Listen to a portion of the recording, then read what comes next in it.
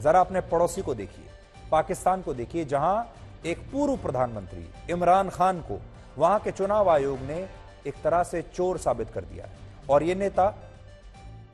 आप जानते हैं, जाने माने नेता हैं इमरान खान, फॉर्मर क्रिकेटर भी हैं, और ये पाकिस्तान के जब प्रधानमंत्री थे उस समय इन पर आरोप लगा है कि प्रधानमंत्री रहते हुए जब इन्हें बाहर से तोहफे मिलते थे, उन पर, इमरान खान पर यह आरोप है कि जब इन्हें बाहर से तोहफे मिलते थे, उन्हें पाकिस्तान का प्रधानमंत्री रहते हुए विदेश यात्राओं के दौरान दूसरे देशों के राष्ट्राध्यक्षों से बेशकीमती तोहफे मिला करते थे। उन तोहफों को उन्होंने सरकारी तोशे खाने में जमा कराने की बजाय बेच दिया। इन गिफ्ट्स को उन्होंने बाहर जाकर बेच दिया और सारा पैसा इन तोहफों को बेचकर अपनी जेब में रख लिया। यह मामला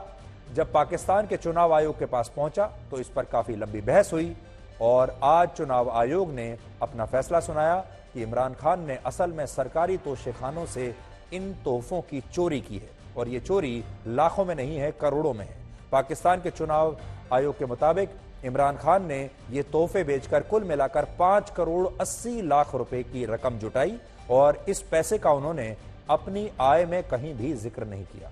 इससे भी बड़ी बात यह कि इस भ्रष्टाचार और बेईमानी के लिए उन्हें चुनाव आयोग ने बहुत कड़ी सजा दी है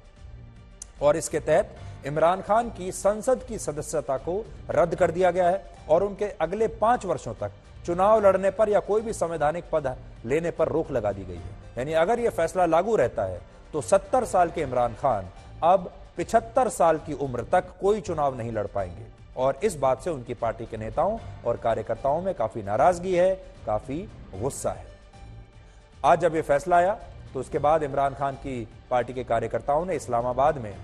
चुनाव आयोग के दफ्तर पर हमला बोल दिया और इस दौरान वहां कुछ लोगों ने हवाई फायरिंग भी की। इसके अलावा बड़ी संख्या में लोगों ने इस्लामाबाद के मुख्य हाईवे को जैम कर दिया, बंद कर दिया, जिसके बाद पुलिस को वहां पर आंसू गैस के गोले दागने पड़े।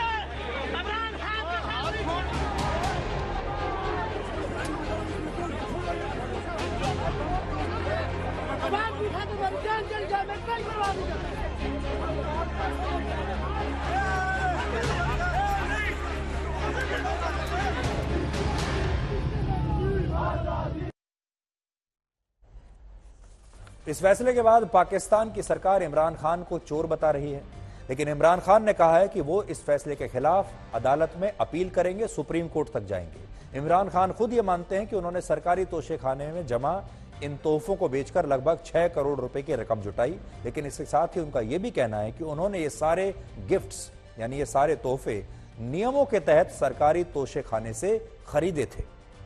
फिलहाल पाकिस्तान में यह नियम है कि वहां प्रधानमंत्री और राष्ट्रपति के पद पर रहने वाले व्यक्ति को विदेश यात्राओं के दौरान जो तोहफे मिलते हैं उनकी जानकारी नेशनल आर्काइव्स को दी जाती है। हालांकि अगर किसी तोहफे की कीमत 10,000 रुपए से कम है तो उस तोहफे को प्रधानमंत्री और राष्ट्रपति बिना किसी को जानकारी दिए अपने पास रख सकते हैं, लेकिन अगर कीमत इससे ज्यादा है तो उन्हें उस तोहफे की कीमत का 20% हिस्सा सरकारी खजाने में जमा कराना होता है और इसके बाद वो तोहफा उनका हो जाता है, यानी आपको 80% डिस्काउंट पर वो तोहफा मिल जाता है। और इमरान खान ये कह रहे हैं कि उन्होंने भी ये सारे तोहफे 80% डिस्काउंट पर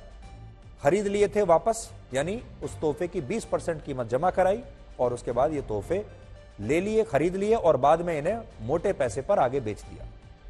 उन्होंने सरकारी तोशे खाने से कुल 2 करोड़ 15 लाख रुपए के गिफ्ट्स खरीदे और जब ये गिफ्ट्स उनके हो गए तो उन्होंने इन्हीं तोहफों को 6 करोड़ रुपए में बेच दिया। देखिए कितना अच्छा बिजनेस है। इमरान खान और उनकी पार्टी इस फैसले के पीछे राजनीतिक षड्यंत्र बता रही है, लेकिन यह भी कहा जा रहा है कि इसके पीछे वहां की सेना हो सकती है, क्योंकि आपको याद होगा जो उनकी पार्टी है पीटीआई, वो अभी भी पाकिस्तान में काफी लोकप्रिय है। अभी हाल ही में उपचुनाव हुए थे पाकिस्तान में, उनमें भी पीटीआई ने सबसे ज्यादा सीटें जीती थी और इमरान खान की लोकप्रियता सेना की तमाम कोशिशों के बावजूद, नवाज शरीफ और उनके भाई शहबाज शरीफ की कोशिशों के बावजूद कम नहीं हो रही है। और इमरान खान को यह ऐसा लगता था कि जब देश में चुनाव होंगे तो वो दोबारा प्रधानमंत्री बन सकते हैं, दोबारा उनकी पार्टी सत्ता में आ सकती है। और इसी बात को रोकने के लिए कि कहीं ये दोबारा प्रधानमंत्री ना बन जाएं, उन्होंने 5 साल के लिए ही उन पर ये बैन लगा दिया है, ऐसा इमरान खान के समर्थकों का आरोप है। अब इस घटना से 2 बातें समझ में आती है। पहली बात यह कि अगर एक नेता प्रधानमंत्री पद पर रहते हुए अपने राजकीय तोहफों को बेच रहा है तो इससे आपको पाकिस्तान का असली चरित्र समझ में आता है। और दूसरी बात, पाकिस्तान में अब भी बदले की राजनीति ही चल रही है, जो वहां शुरू से चल रही है जब से वह आजाद हुआ है। वहां हर बार सत्ता परिवर्तन के बाद 3 बातें होती हैं। पहला, या तो प्रधानमंत्री पद पर बैठे हुए नेता की राजनीतिक हत्या हो जाती है। दूसरा, जैसे ही प्रधानमंत्री पद से वो नेता हटता है उसके खिलाफ कानूनी मुकदमे दर्ज करके जेल में डाल दिया जाता है। और तीसरा, या फिर वो नेता खुद ही देश छोड़कर भाग जाता है। उदाहरण के लिए 1998 में नवाज शरीफ ने परवेज मुशर्रफ को पाकिस्तान की सेना का प्रमुख नियुक्त किया, लेकिन इसके बाद परवेज मुशर्रफ ने तख्ता पलट करके उनकी सरकार गिरा दी और नवाज शरीफ को जेल में डाल दिया।